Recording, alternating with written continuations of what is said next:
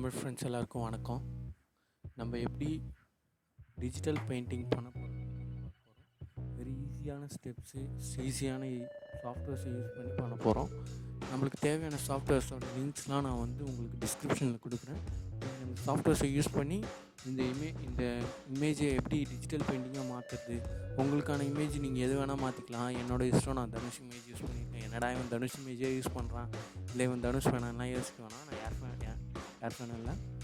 First of all நீங்கள் use பண்ண வேண்டிய சாஃப்ட்வேர்ஸ் என்னென்னா Nike collection and topaz collections. இதில் டோபாஸ் கலெக்ஷன்ஸில் நம்மளுக்கு முக்கியமாக தேவைப்படுறது க்ளீன் 3ன்ற சாஃப்ட்வேர் தான். நைக் கலெக்ஷன் ஃப்ரீயாகவே கிடைக்குது. அது ஒரு 400 MB வரும். நீங்கள் அதை டவுன்லோட் பண்ணி தான் ஆகணும். ஃபஸ்ட்டு இந்த இமேஜை நான் உங்களுக்கு க்ராப் பண்ணிக்கிறேன். அதாவது க்ராப் பண்ணுறதுனா ஃபிகர் அவுட் கட் பண்ணிக்கிறேன்.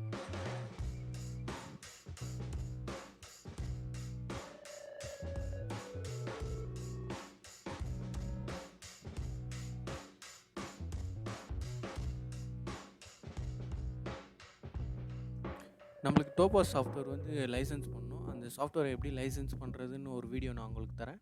அதை பார்த்து நீங்கள் அதுக்கு மாதிரி லைசன்ஸ் பண்ணிங்க.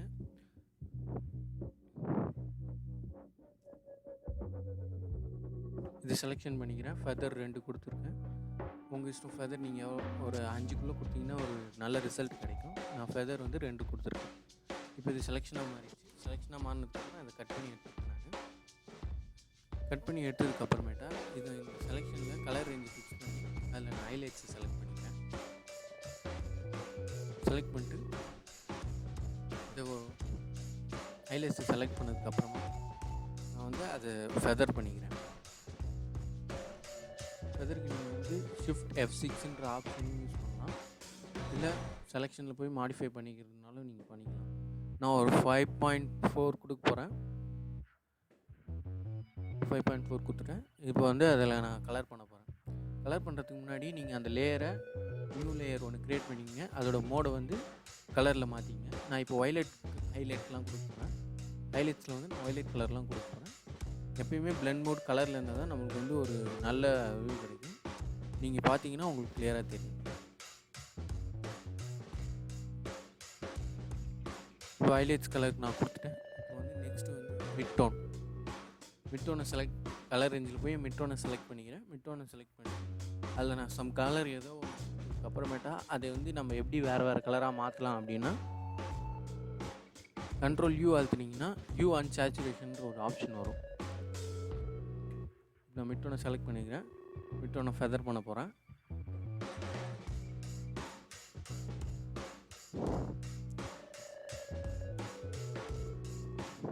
ஃபஸ்ட் நான் ப்ளூ செலக்ட் பண்ணிக்கிறேன். செலக்ட் பண்ணதுக்கப்புறமேட்டா அது வேறு கலராக மாற்றுறது அப்படின்னு நான் உங்களுக்கு சொல்கிறேன். பெயிண்ட் பண்ணுறதுக்கு முன்னாடி ஃபெதர் பண்ணுறேன்.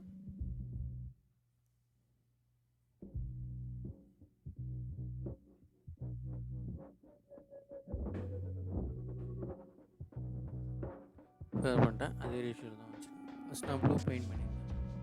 இப்போ இந்த ப்ளூ ஒரு மாதிரி இரிட்டேட்டிங்காக இருக்கு. கலரை சேஞ்ச் பண்ண போகிறேன். கண்ட்ரோல் U ப்ரெஸ் பண்ணிங்கன்னா உங்களுக்கு வியூ சேச்சுரேஷன் ஆப்ஷன் கிடைக்கும்.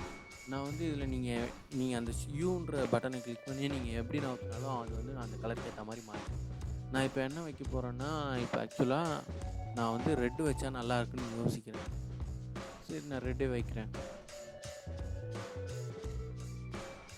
தலை தெரியும். அது எப்படி அந்த இமேஜ் மாறுதுன்றது. சேச்சுரேஷனை நீங்கள் அப்கிரேட் பண்ணிக்கலாம். அப்கிரேட் பண்ணிட்டேன். நெக்ஸ்ட்டு ஷேடோஸ் நம்ம செலக்ட் பண்ணும்போது இங்கே அதிகமாக இருக்கிறதுனால நான் ரேஞ்சு கம்மி பண்ணிக்க போகிறேன். ரேஞ்சு கம்மி பண்ணால் தான் நம்மளால் கரெக்டாக அதுக்கேற்ற மாதிரி இது பண்ண முடியும். நீங்கள் அதிகமான ரேஞ்சு பண்ணும்போது அது pixels not able to select அப்படின்ற ஒரு எரர் வந்து நீங்கள் கம்மியான ரேஞ்சிலே வச்சுக்கோங்க. இப்போ நான் இதெல்லாம் செலக்ட் பண்ணதுக்கப்புறம் ஃபெதர் பண்ணிக்கிறேன்.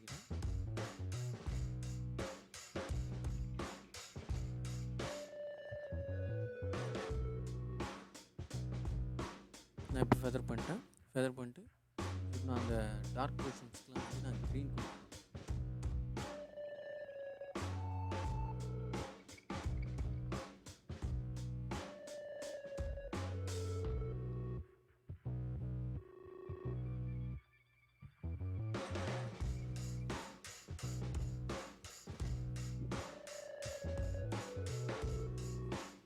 அந்த இந்த கிளிப்பிங் மார்க்ஸ் பண்ணிக்கிறேன். கிளிப்பிங் மார்க்ஸ் லேயரையும் செலக்ட் பண்ணி ட்ராக் பண்ணி எடுத்துகிட்டு வந்து இந்த நியூ லேயர் ஆப்ஷன் இருக்குது இல்லையா, அதுக்கிட்ட ட்ராக் பண்ணி எடுத்துகிட்டு வந்தீங்கன்னா அந்த லேயரோட இன்னொரு காப்பி நம்மளுக்கு கிடச்சிரும். இப்போ நான் அந்த 2 லேயரோட இன்னொரு காப்பி கிடச்சதுக்கப்புறம் மெர்ஜ் டவுன் ஆப்ஷன் கொடுக்குறேன். மெர்ஜ் டவுன் ஆகிடுச்சு. மெர்ஜ் டவுன் ஆனதுக்கப்புறம் இதை வந்து நான் டோபாஸ் லேபில் போயிட்டு க்ளீனுன்ற ஒரு ப்ளக்கின் நான் யூஸ் பண்ணுறேன். அது வந்து எப்படி டிஜிட்டல் பெயிண்டிங் லெவலில் மாற்றுறதுன்னு பார்க்க போகிறோம்.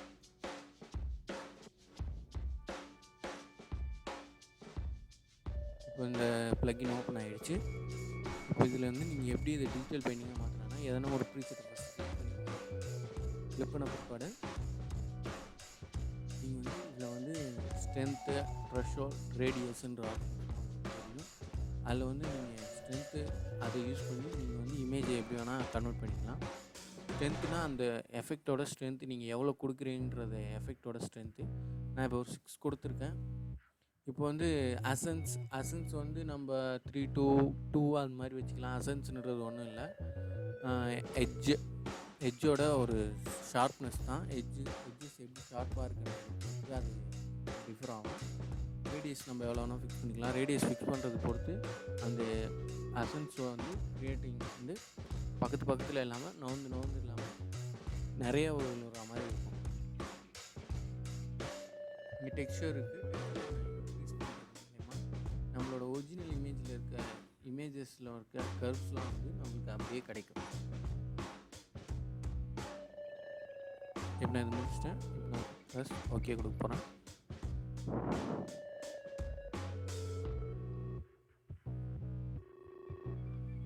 ஓகே கொடுத்தாச்சு. இப்போ இமேஜில் அங்கங்கே ஒரு மாதிரி இறைச்சலாக தெரியுறதுலாம் வந்து நம்ம என்ன பண்ண போகிறோம், ஸ்மட்ஜ் டூலை வச்சு க்ளீன் பண்ண போகிறோம். ஸ்மட்ஜ் டூலில் வந்து நீங்கள் ரைட் கிளிக் பண்ணிங்க. ரைட் கிளிக் பண்ணதுக்கு அப்புறமேட்டா ஸ்பாஞ்ச் ப்ரஷ்ன்ற ஆப்ஷனை கிளிக் பண்ணிங்க. ஏன்னா இந்த ப்ரஷ் டூல் மூலயமா தான் நம்ம வந்து நல்ல ஒரு எஃபெக்டாக வெளியே கொண்டு வர முடியும். நீங்கள் வந்து ப்ரஷ் டூல் சைஸை சின்னதாக்க பெருசாக்க என்ன பண்ணலான்னா, ரைட் ஸ்கொயர் ப்ராக்கெட் வந்து உங்களுக்கு வந்து சின்னதாக்கும், லெஃப்ட் ஸ்கொயர் ப்ராக்கெட் வந்து உங்களுக்கு வந்து சின்னதாக்கும், ரைட் ஸ்கொயர் ப்ராக்கெட் வந்து உங்களுக்கு இன்க்ரீஸ் பண்ணும். இந்த மாதிரி ஜென்ட்லாக நீங்கள் வந்து அது மேலே அப்ளை பண்ணிக்கலாம். எப்பயுமே ஸ்ட்ரென்த்தை கவனிச்சிக்கிங்க. ஸ்ட்ரென்த் அதிகமாக இருந்துச்சுன்னா உங்களுக்கு வந்து ஒரு மாதிரியான இமேஜ் வந்து டிஸ்டர்ப் ஆகும். ஸ்ட்ரென்த் எப்பயுமே 30 to 20 வச்சுக்கோங்க. இப்போ வந்து நான் இமேஜில் ஜென்டலாக அப்ளை பண்ணுறேன். அதோட டேரெக்ஷன்லேயே நீங்கள் வந்து பெயிண்ட் பண்ணுற மாதிரி ப்ரெஸ் பண்ணணும். யூஸ் ஆகுதுன்னா இந்த மாதிரி ப்ரெஷ் பண்ணி முடிச்சதுக்கப்புறமேட்டா நம்ம வந்து இந்த இமேஜை டீட்டெயில் எக்ஸ்ட்ராக்ட் பண்ணி எப்படி அந்த இமேஜோட ஒரிஜினல் ஒரு குவாலிட்டிக்காக கொண்டு வரணும், கலர்ஸ்லாம் எப்படி இம்ப்ரூவ் பண்ணலான்றதை நம்ம பொறுமையாக பார்க்கலாம்.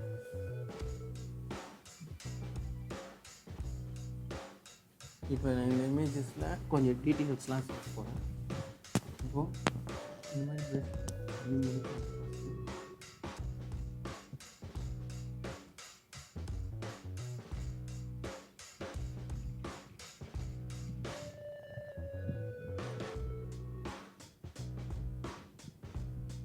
ப்ரெஷ் பண்ணி முடிச்சாச்சு. நான் இந்த லேயரில் ஒரு மாஸ்க்கை க்ரியேட் பண்ண போகிறேன். ஏன்னா அந்த இடத்துல இந்த ஒரு டீட்டெயில் நம்மளுக்கு மிஸ் ஆகுது. இப்போ மேட்ச் கிளிக் பண்ணிவிட்டு அதில் எப்பயுமே நம்ம பிளாக் அண்ட் ஒயிட் தான் யூஸ் பண்ண போகிறோம். பிளாக் அண்ட் ஒயிட் எதுக்கு யூஸ் பண்ணுறோம் அப்படின்னு நீங்கள் பார்த்தீங்கன்னா, மேஸ்கில் எப்பயுமே பிளாக் யூஸ் பண்ணால் அந்த இமேஜ் வந்து எரேஸ் ஆகும், ஒயிட் யூஸ் பண்ணால் எரேஸ் ஆன இமேஜ் வந்து விசிபிள் ஆகும். இதுதான் அந்த மேஸ்கோட ஒரு முக்கியமான விஷயம். இப்போ வந்து அந்த இடத்துல டீட்டெயில்டாக நம்ம மிஸ்ஸிங் ஆகிருக்கலையே அந்த போட்டோ வந்து நம்ம மேஸ்க் யூஸ் பண்ணி அந்த ஏரியாவை கிளியர் பண்ணிக்கிறோம். பேக்ரவுண்ட் இமேஜில் இருக்க அந்த போட்டோ வந்து நம்மளுக்கு கிளியராக தெரியுது. இப்போ என்ன பண்ண போகிறோம், ஸ்மட்ஜ் டூலை எடுத்துக்கிட்டு ஒரு நியூ லேயர் க்ரியேட் பண்ண போகிறோம்.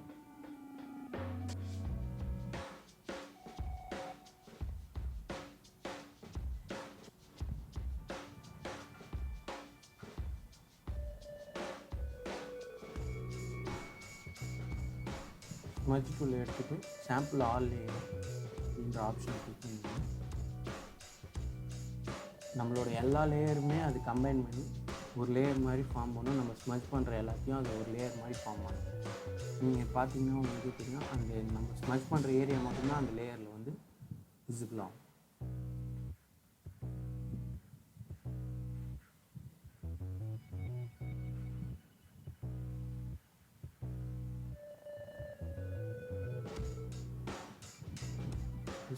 யூஸ் பண்ணதுக்கப்புறமேட்டா நம்ம வந்து அந்த மாஸ்க்கை டிசேபிள் பண்ணிடுறோம்.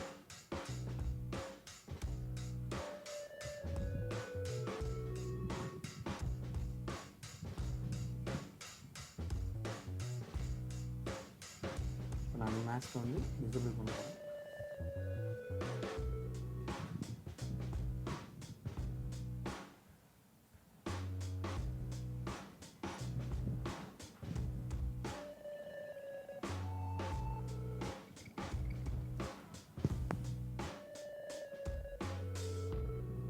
Disable layer mask.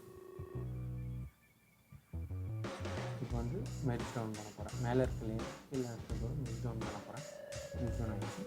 இப்போ வந்து கேமரா யூஸ் பண்ணி நான் வந்து அதை கொஞ்சம் கலரை என்ஹான்ஸ் பண்ணி நீங்கள் வந்து இதில் சும்மா உங்களுக்கு இஷ்டப்படி நோண்டு பாருங்கள். உங்களுக்கான ரிசல்ட் வந்து அதுவே ஆட்டோமேட்டிக்காக கிடைக்கும். இதுக்கு வந்து நீங்கள் ஒன்றும் தெளிவாக பண்ணி ஆகணும், இதுக்கு இந்த மாதிரி ப்ரீசெட் தான் இருக்குதுன்னு அவசியம் கிடையாது. நான் எனக்கு தோன்ற மாதிரி நான் அட்ஜஸ்ட் பண்ணியிருக்கேன். அட்ஜஸ்ட் பண்ணதுக்கப்புறம் எனக்கு டீட்டெயில்ஸ் கிடச்சிருக்கு. இது வந்து சும்மா ஒரு ரீடச்சிங்காக இன்னொரு தடவை லைட்டாக நம்ம வந்து ஸ்மட்ச் டூல் யூஸ் பண்ணி பண்ண போகிறோம். லைட்டாக அங்கங்கே ஷார்ப்பாக தெரியுற இடத்தெல்லாம் கொஞ்சம் ஸ்மூத் பண்ணுறதுக்காக யூஸ் பண்ண போகிறோம்.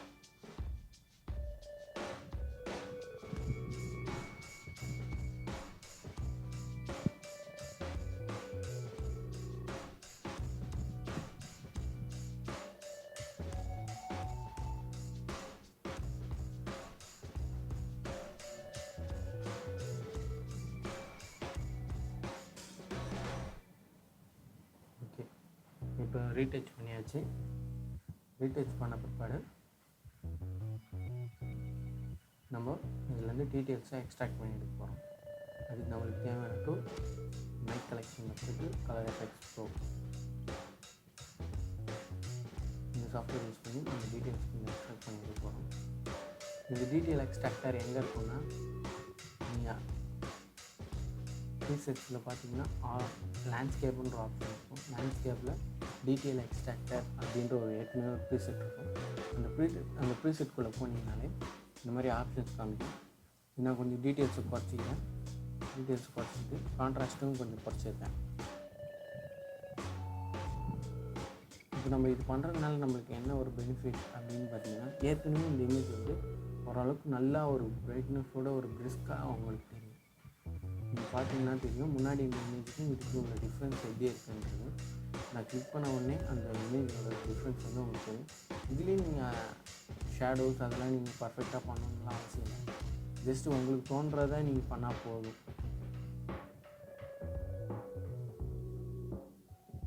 முன்னாடி இந்த இமேஜ் இது. இப்போ நம்ம எஃபெக்ட் போட்டதுக்கு அப்புறமேட்டா நம்மளுக்கு ரிசல்ட் கிடைக்கும் போது அந்த இமேஜ் எப்படி இருக்குன்னு பாருங்கள்.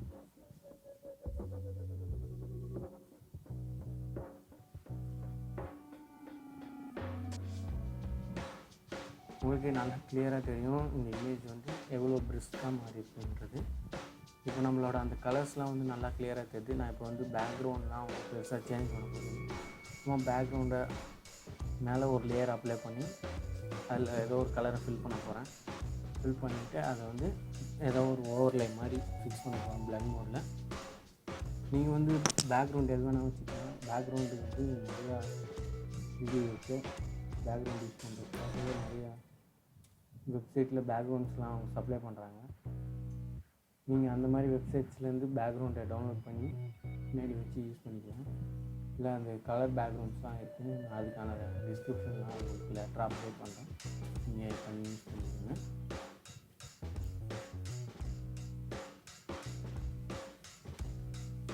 இந்த வீடியோ உங்களுக்கு பிடிச்சிருந்தால் லைக் பண்ணுங்கள், பிடிக்கணும் டிஸ்லைக் பண்ணுங்கள். மற்ற சேனல்